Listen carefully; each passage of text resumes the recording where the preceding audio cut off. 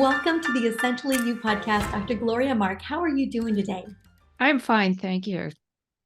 Well, today we're going to be talking about your newest book and most importantly, how we can overcome the distraction, the exhaustion, the burnout that is happening from us always being in our addictive devices. And I know you're going to have a lot to say about that as well.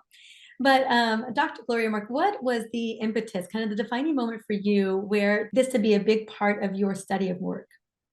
Yeah, so this actually goes back a long time, about 20 years ago.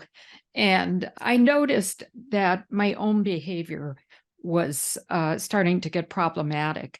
So I had recently joined the faculty at University of California, and all of a sudden I was confronted with lots of different projects. Before that, I was working in a research institute where I basically just was responsible for a single project or two projects. And now, thrust into an academic world, I just find myself switching to keep up with projects and teaching and grant writing and students, and found myself having a really hard time just focusing on any single screen on my computer. And I started to look around me and was wondering, is it just me? Is this normal? Are other people experiencing the same thing? And, I'm a scientist, and I realized I could go out and study this and I could answer this question. So that's what started me on this very long journey. Well, and such an important and needed quest to be on. I know that even 20 years ago, we were using computers, yes, but the phone hadn't, the iPhone and the smartphone hadn't even been developed yet. And so much shifted even then, even in the last, I guess it's a little over a decade now. Talk a little bit about kind of the shifts and trends you've even seen since the advent of having these smartphones in our home and in our hands 24/7. What has that done with our attention span? What has that done in terms of our tendency for distraction, our ability to stay focused? Talk about some of the detriments of this. Yeah, so, I've been tracking this over nearly 20 years, and I find that our attention spans have been decreasing over this time. So, when I first started tracking attention spans, and I want to emphasize that I use empirical objective measures for this. So it's not just subjectively having people report this, but we're actually measuring how long attention spans are. Back in 2004, we found attention spans to average about 2.5 minutes on any screen before switching. And at the time, that astonished me. I thought, wow, this is shorter than I even imagined. But in the last 5 or 6 years, it's declined to an average of 47 seconds on any screen. So yes, people are switching their attention a lot faster when they start it. And what else is happening is that the digital age has been rising and accelerating. We've had the invention of smartphones. Social media has come into our lives. I mean, social media has been around for quite some time, well before the 2000s, but we're now seeing it as having such an impact on our lives. And this, of course, is also affecting our ability to pay attention.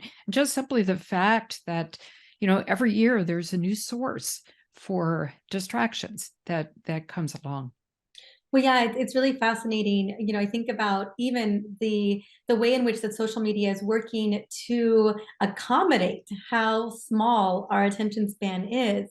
Yes. Videos are shorter, content is shorter, audio is shorter, like, whether it's TikTok or it's Instagram with their reels or it's YouTube shorts, it's just shorter and shorter content to get to the point. I think about even when I'm creating my content, what does a post look like? What does a reel look like? What does a podcast look like? And then what does one of my books look like? And it's like it's a paragraph, it's a chapter, it's a book. And it's how we even think about in terms of the strategy that we create so that we are grabbing the attention of our listeners. Like, how can I say something that once used to take me 10 minutes? Like, how do I say it in 3?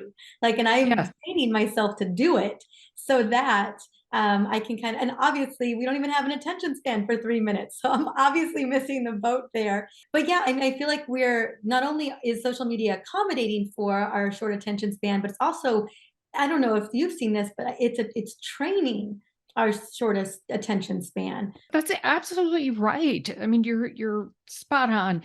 So social media has created constraints, right? And it's just baked into the design of a lot of social media platforms.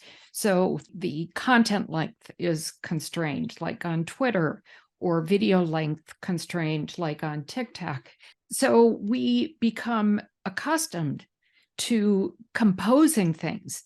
As producers of content, we have to compose things into really small nuggets of information. And as consumers of information, we become used to snacking content. So, we're not taking a deep dive into something, we're viewing things in small snippets, and it really is like snacking. And, just like when you snack on food, I love this you're analogy. yeah, you're getting just a small taste of something, right? And it might entice us to keep snacking. We want more. But nevertheless, it's not like having a really nice meal that you can really savor, but you're just getting small little bites. And that's what's happening when we go on social media. Hmm. I'd love to speak into, I know we keep being told that our attention span is smaller and smaller. And I don't know if people understand the detrimental impact that that could be having on our brain health, on our emotional resilience, on our ability to focus and concentrate. And I think I'd love for you to help me connect the dots. Because maybe some people would say, like, yeah, we just have a shorter attention span. And thank goodness people are creating content to adjust for it. Oh, and life keeps going on. But are there any concerns that we should be having around our health? Definitely for my ladies, everyone who's listening to this show are women. And we're going to be talking about multitasking in just a moment. They are multitasking women. They are juggling all the things, doing the most. And so I'd love to, and I know sometimes that all they have the time for. And so I'd love to just speak into some of the concerns around that. And then how does it apply to the everyday woman for us? So when we switch our attention so rapidly, like every 47 seconds on average, that is multitasking, right? Multitasking doesn't mean doing two things in parallel at the same time. It's just not humanly possible. We can do that if one of the things we're doing is automatic. And what that means is it doesn't really require much mental effort at all. So you can drive and you can talk at the same time, because driving can be automatic. But as soon as a car swerves in front of us, then all of a sudden it stops being automatic and we have to apply some mental effort to, hit the brakes, or, if we have to swerve. So, we're always facing these kinds of challenges. So, multitasking with two or more things that require mental effort is just not possible. And you ask if there are consequences. Yes, there are consequences.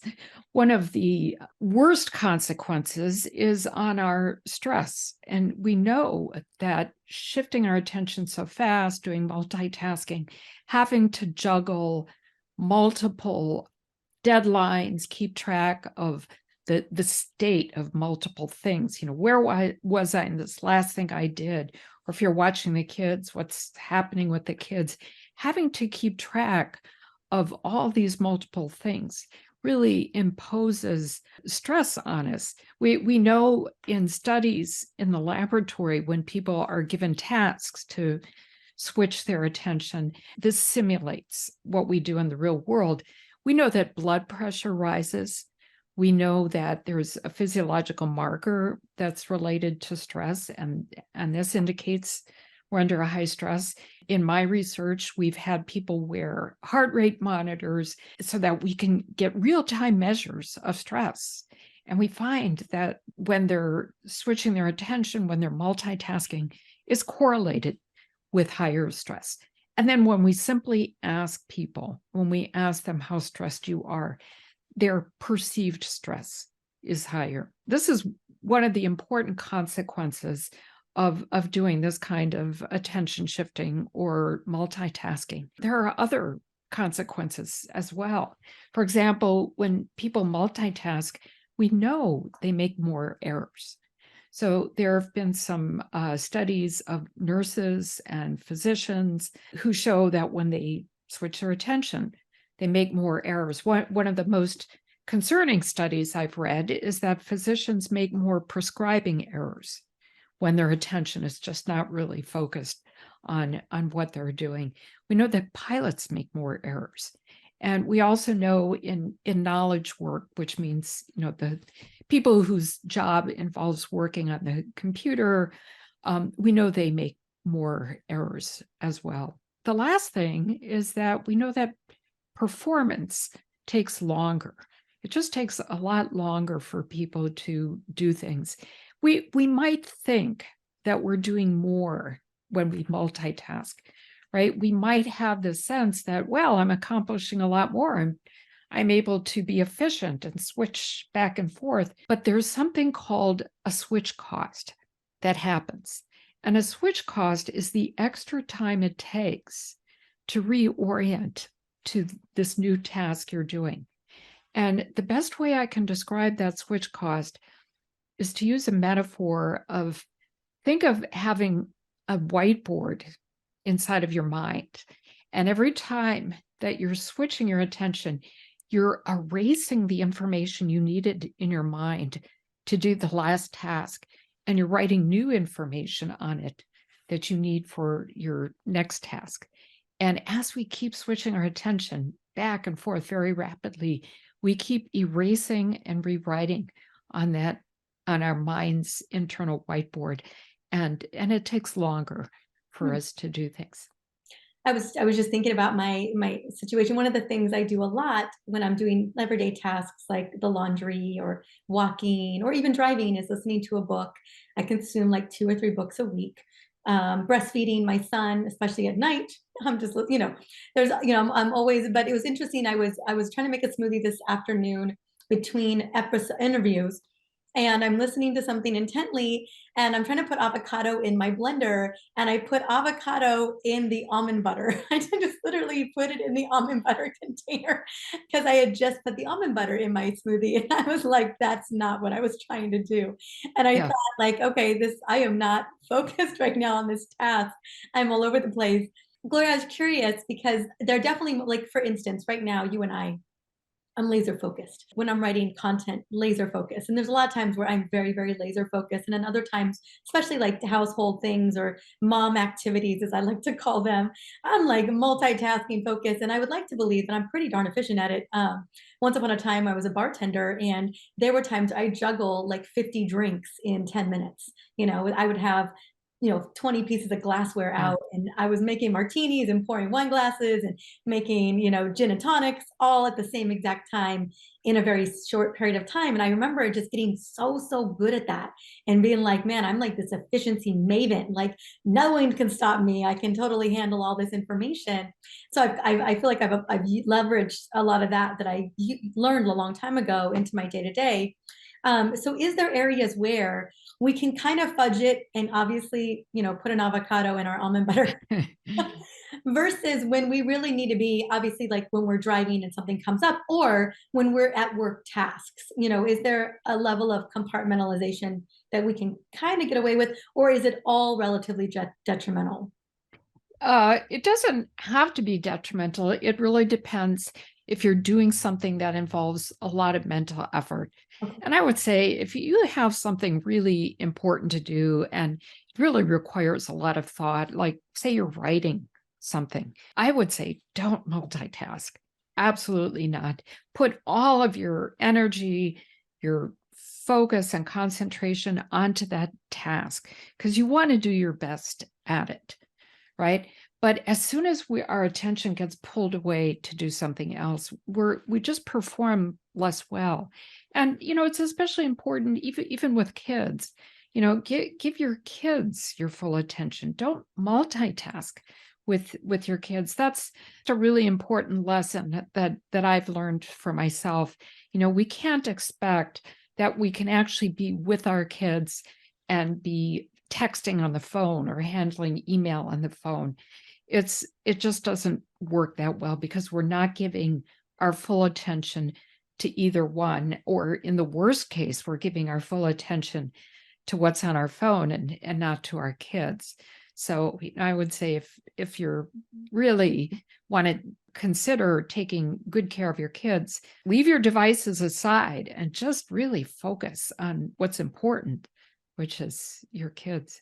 Yeah, I believe, yeah, quality time and being fully present. I'm so grateful you say that because I think we just all need that reminder, so quickly we can get sucked into whatever else is going on. And you're right, you're never fully present with your children ever when you're in your iPad or you're in your phone or you're replying to something, even if it's really quickly. And then I wanted to just speak into, even the other kind of insidious thing that happens a lot, especially with devices and with computers. It happens on my shows all the time where somebody is getting a notification when we're doing the interview. They're just going off, and all of my notifications everywhere are turned off. I honestly, Yes. I cannot stand notifications. I cannot stand being interrupted.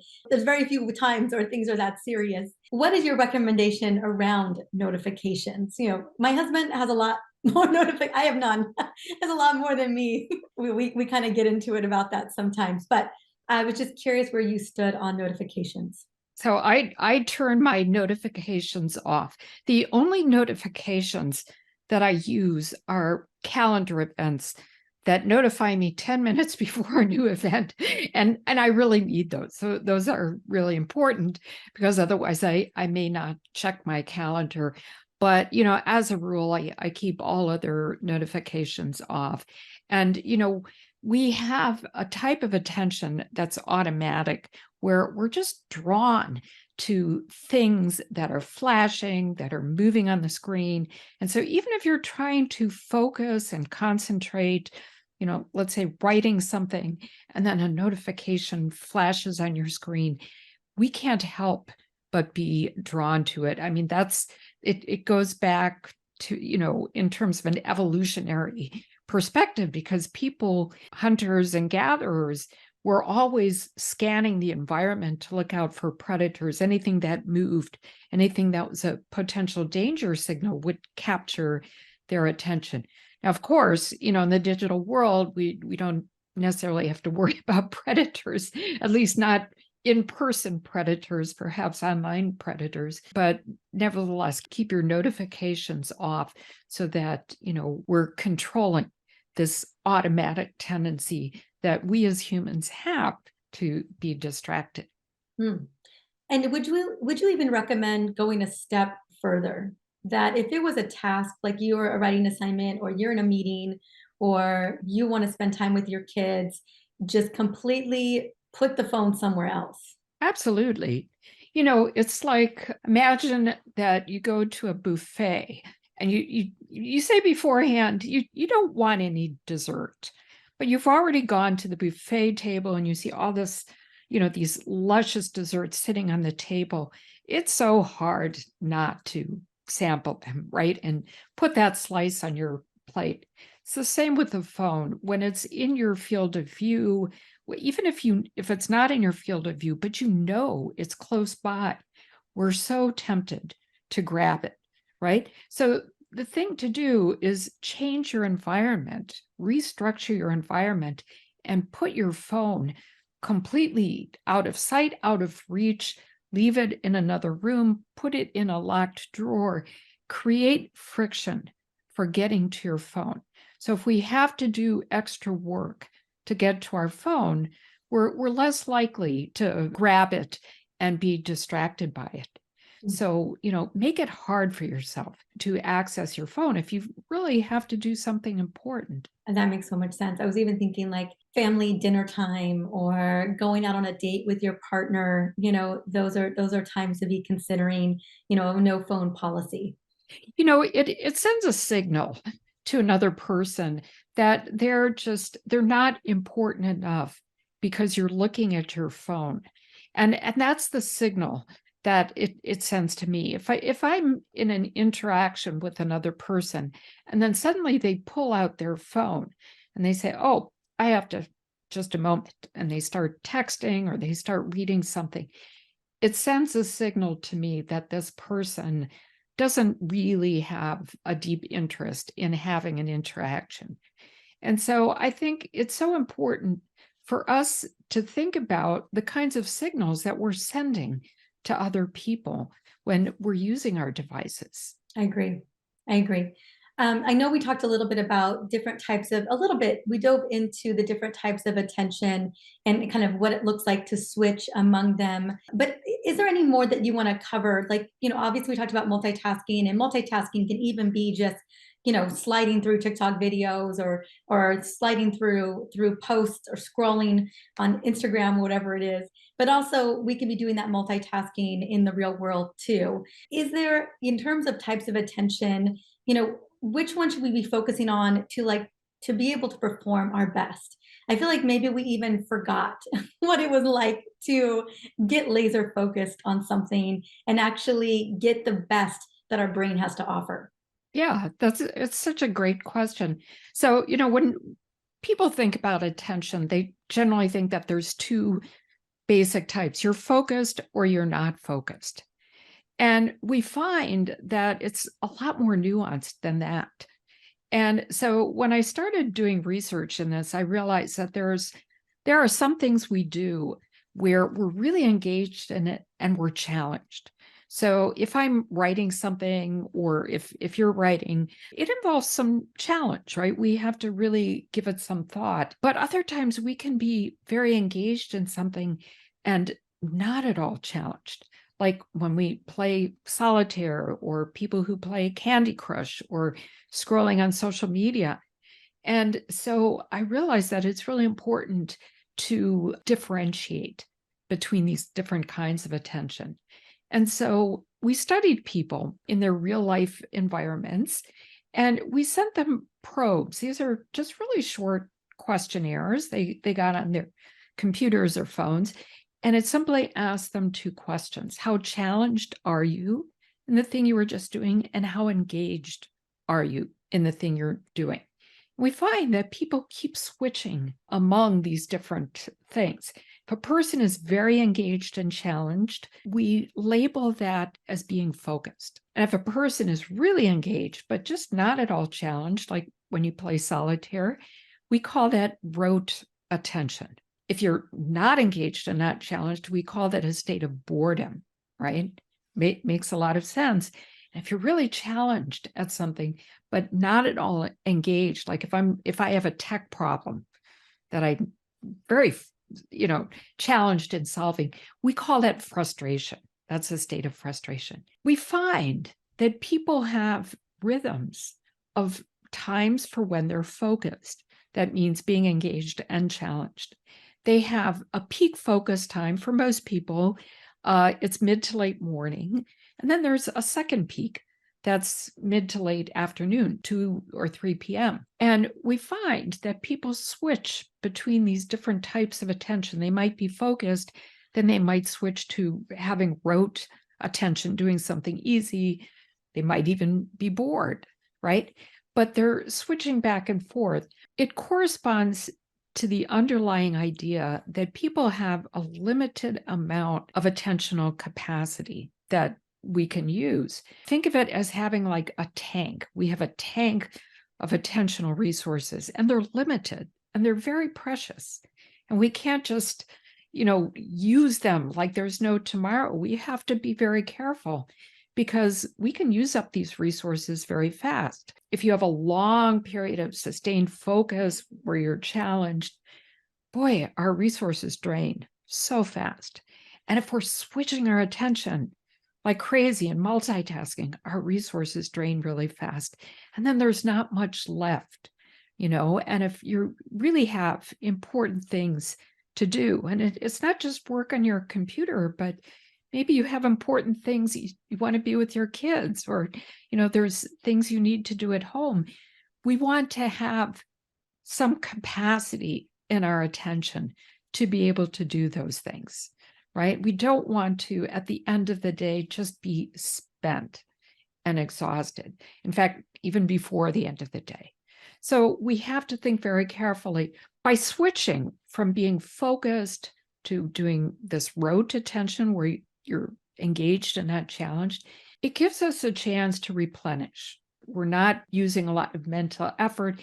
It's like being able to sit back and take a breather. And of course, the best thing we can do is take breaks. If you really can take a good solid break, it really gives you a chance to replenish and build your resources back up. We want to end our days, for those people who work, we want to end their work days with enough resource capacity that you can expend it in your personal life. So listening to you, I was thinking about, what kind of when we are the most focused, right? We're engaged and we're challenged, and how much bandwidth we have every single day. It's often around work. And I know that, there's so often, maybe towards the end of the morning, or definitely the end of the day, we gonna go into a zombie state where you're looking at your computer and nothing's even computing, and you're supposed to be moving in a forward trajectory.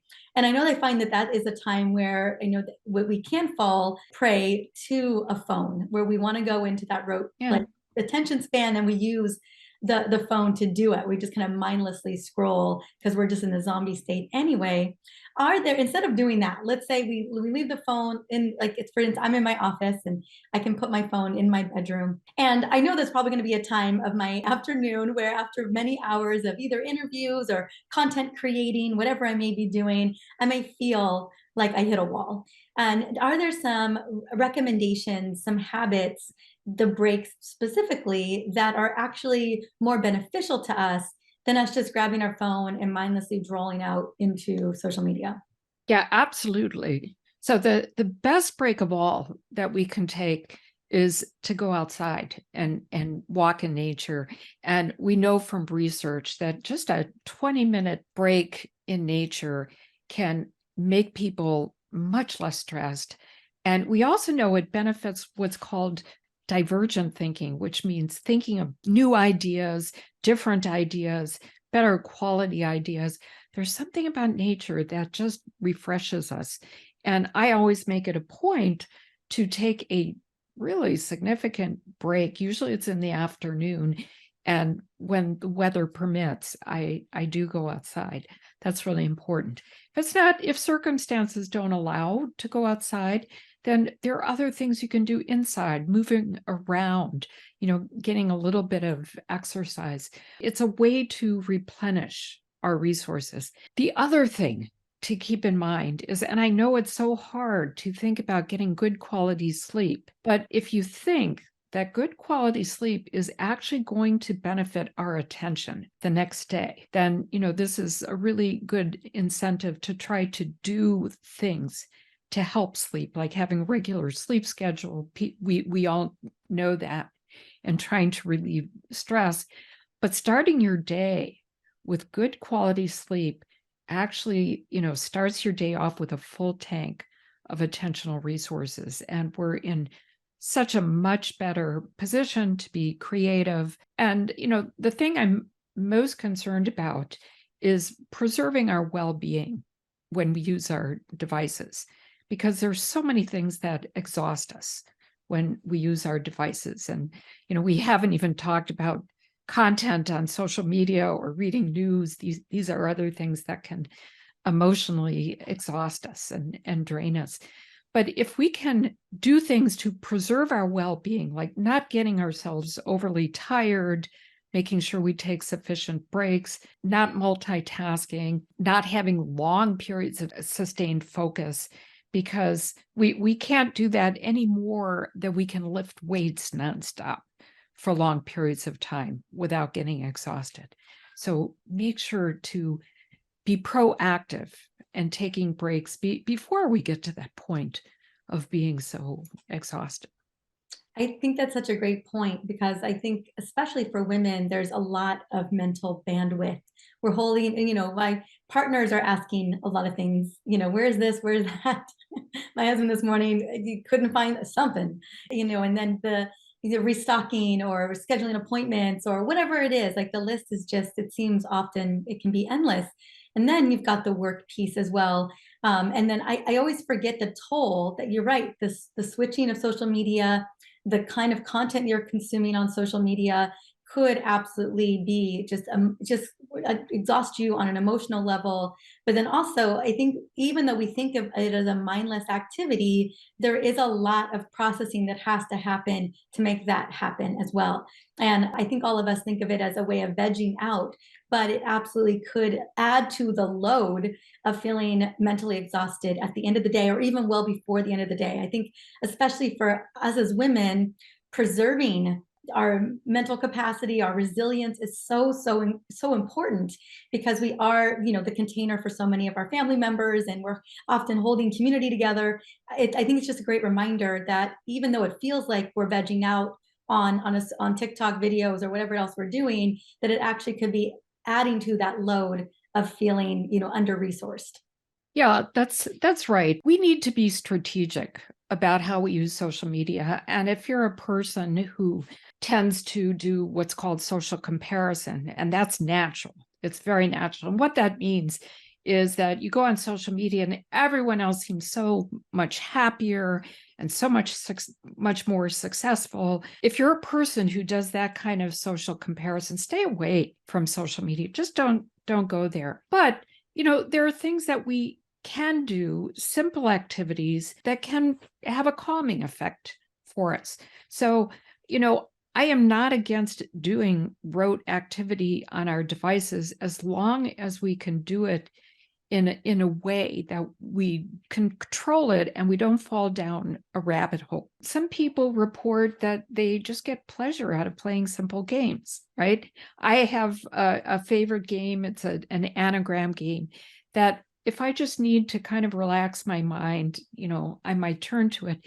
But I'm strategic in the sense that, I don't do it more than like 5 minutes, right? Because, and I know that it's very engaging, but I do it, for example, 5 minutes before a meeting, just to kind of help reset my brain. It's okay. Some people report doing rote activity like knitting is a great thing. Gardening is a great thing. There's so many different kinds of simple rote activity that people can do. And we find in my research that people are actually happiest when they do this kind of rote activity. Why? Because it's easy, it engages us, it's not stressful. When you're focused and doing something challenging, it involves a certain amount of stress, right? So it's not a bad idea to do something rote, but we have to be very careful and be very strategic about it so we don't get caught up and, sucked into it, spending a long time doing it. Yeah, I was thinking you had mentioned Candy Crush earlier. I don't have any games that I play necessarily on my phone, and I do limit. I'm very strategic about social media because I'd rather spend my time with my son, or do things in the business that are really going to help show up to serve women. But occasionally, like if I feel like sometimes I just get caught off guard on it, and then I'm just like, whoa, what's going on here? Let's kind of bring that in. The other thing I think I hear a lot of discussion, and I haven't done a lot of research in this area yet, but is the kind of the dopamine hit, the addiction piece that comes along with, using technology to kind of zone out, or to be, to just kind of, playing, or just to just kind of be distracted. And I don't have any of your research kind of looked at that aspect of things too. So I know some people are more in their phone than others. Some people are in their phone all of the time. Obviously, our phones have an ability to track how many hours we're in it every single day, especially within apps specifically. And so I was just curious if there was any insight you can provide regarding the addictive nature of some of these apps and some of these games that we should be mindful of. Yeah. So first of all, if anyone is worried about being addicted to their devices, I want to point out that addiction is quite extreme. Okay. You probably might overuse it a lot, but that's very different from actually being addicted, which is really quite serious. But when we do things on social media, like watch a TikTok video, and you find a video and it's just hysterical, right? Yeah, this makes us provides a reward for us in our brains, and it makes us want to keep going because we know at some other point we're going to come across another TikTok video that's hilarious. This whole process is called a randomly reinforced schedule. What that means is that not every single TikTok video is going to make us laugh, but every so often, at a random interval, there's a video that comes along that we love. And that's enough to keep us glued to it, right? To keep us, because we keep looking for that next video to come along. We expect it's going to come along. And it's enough that we really get stuck to it. And, from a psychological perspective, it's the hardest behavior to stop, randomly reinforced schedules. If you knew that you had a hysterical video that came along every other video, you have the schedule that you can expect. And it's, believe it or not, it's actually easier to stop that kind of behavior. But when it's an interval that's random, it's very difficult to stop. That's interesting. Yeah. I mean, I don't feel like I get caught up as much. I do. I have, within my friends groups, we have threads and accounts together where on Instagram, all we're sharing are videos or funny videos. And I'm rarely adding to them, but I can be watching them. And I will say, just kind of my own little thing, my husband definitely accumulates a lot more of these videos than I do. And he'll always want to show them to me. And I'm just like, I am not available. I'm not in the space to get distracted by whatever you've got going on when I'm focused doing something over here, and he'll try to pull me out of whatever I'm doing to watch this funny video. And there are times I definitely get pretty annoyed by it, but I know I can see that he's got like this stockpile of videos he's always want to show me. And it's really interesting. You're right. I see that a lot with friends and family, and of course my husband as well, and yeah, I mean, it feels good to laugh. It feels good to see something that's really funny, but I can see how that can pull us away from, what we're doing, especially if it's so random. So I am, well, the other thing I had a question about, and I don't know if you can speak into it. There was a woman I interviewed, a doctor who wrote a book called The Upgrade. It was specifically about women in menopause. And one of the things that she had brought up to me, because of the decline in our hormones, particularly progesterone, testosterone, and estrogen, I think estrogen being a major player here, was that as we get older, and it could be due to insulin resistance in the brain. I'm not exactly sure, so I don't have all the details. I just remember her bringing this up, and I thought that was really interesting. That once we get into menopause, that it becomes way extremely important, or more important than ever, for us to finish out a task. That it gets to be more challenging for us to do multitasking, that our ability to come back to something, a lack of focus, a lack of concentration, that we're not able to, like, it's harder to, you talked about that cleaning the slate, the whiteboard, that becomes more of a thing for us as women as we get older, that we have a lot more kind of those, obviously we all have the whiteboard moments, but that it becomes ever the more important, if we find that multitasking is not serving us, to really get the task done and then move on to the other task. Like if you're putting your keys somewhere, put them there, then move on, versus all of a sudden your keys, who knows where your keys went. There are a lot of individual differences, of course. And, we've studied hundreds and hundreds of people, and people of all ages, men, women, and we've not really found age differences. We have seen among much younger people, they tend to use social media more. So that's the difference we've seen. But in terms of multitasking, things like doing errors, we've really not seen a difference. So I imagine there must be individual differences. Okay, yeah, I was just curious. It's something that you had come across. It was something that kind of struck me back when I was doing that interview, that I was like, oh, like something to note for later, and I was just wondering if that's something you had come across.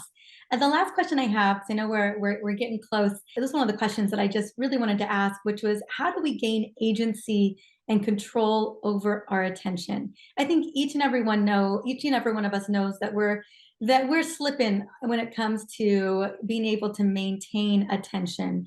And I think, again, it's kind of playing out in terms of our burnout and kind of feeling exhausted, especially for us as women. So I guess not only gaining agency, but maybe some hacks to help women the most in terms of having to juggle so much. Yeah, so we can gain agency. And I'm very optimistic in that sense. So, during the pandemic, my university offered a course in mindfulness-based stress reduction. And for anyone who does mindfulness, you know that it teaches you to focus on the present. And a lot of the things that we do when we use our devices is because we're not really paying attention to what we're doing. And so it occurred to me that we can use the same kind of mindfulness and apply it to when we're actually using our devices. And the basic idea is to think of all these unconscious actions that we do, like reaching for our phone, or switching to social media, or switching to email, or switching to read the news. If we can raise those to a conscious awareness, then we can take action and we can be more intentional in what we do. And so I think of what's called meta awareness, and this is what I practice. What I mean by meta awareness is being aware of what you're doing as it's unfolding. I do that by probing myself. And every time I have this urge to switch screens, to go to social media, I probe myself and I say, Gloria, why do you feel like you have to do that right now? It's usually because I'm bored or because I'm procrastinating, and I become reflective to try to understand the reasons why I need to switch. And once I can understand the reasons, I can take action and I can stop myself. And at first, it required some practice for me to do this kind of probing. And now it's second nature. Now it's just, I do this quite naturally. Every time I have an urge to switch, I kind of stop myself. Why do I need to do it? And if I do go on social media, I keep probing myself. Okay, am I getting value out of being? If I'm not getting any more value, okay, it's time to leave and let me do something that has more value for me. Another way to gain agency is to practice forethought. And what that means is imagining how our current behavior is going to affect our future selves. And I think the best time frame to think about what makes the most sense is to think of at the end of the day. And so if I know I'm someone that can go on and read news for 30 minutes or longer, let me first imagine my end of the day. Where do I want to be? At 7 o'clock at night or at 10 o'clock at night, I want to be relaxing. I want to feel fulfilled. I want to feel rewarded that I did what I intended to do. And so that's enough to keep me on track and prevent me. And you can practice creating a visualization of what your future self will be like. Imagine yourself, you're sitting on the couch, you're reading your favorite book, you're watching your favorite show, you're feeling really fulfilled. The more concrete we can make that visualization, the better it is for preventing you from getting distracted.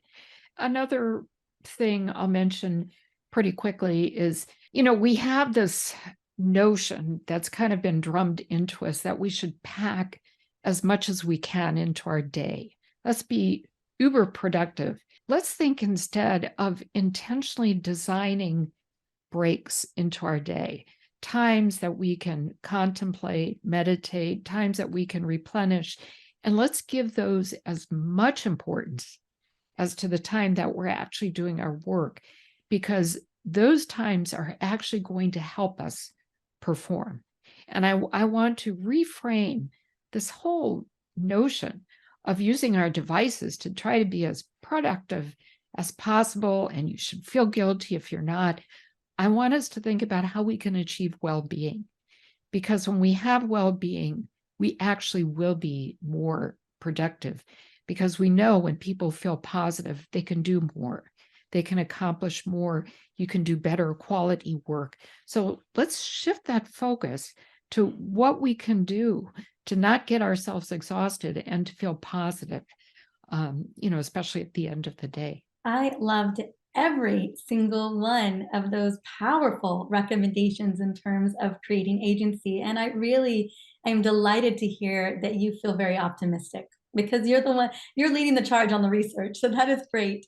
And, I know that everyone is going to gain so much more, especially around getting agency over their life and over their attention span with your incredible new book called Attention Span, a groundbreaking way to restore balance, happiness, and productivity, which I can't wait. And I will have the link. I'm probably just going to link it over to Amazon, unless, Gloria, honey, you have somewhere else you would love us to link it regarding the book. I would love to invite everyone to come to my website, which is www.gloriamark.com. It's all one word.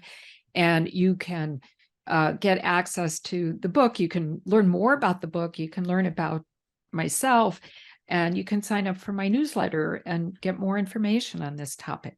Perfect. And I will have the links for Instagram and other places to go and find you. And I want to say thank you so much for taking the time today. I loved your recommendations. I felt they were very approachable. They're very doable and things that we can take away and start doing literally today. Thank you so much for having me. Mhm.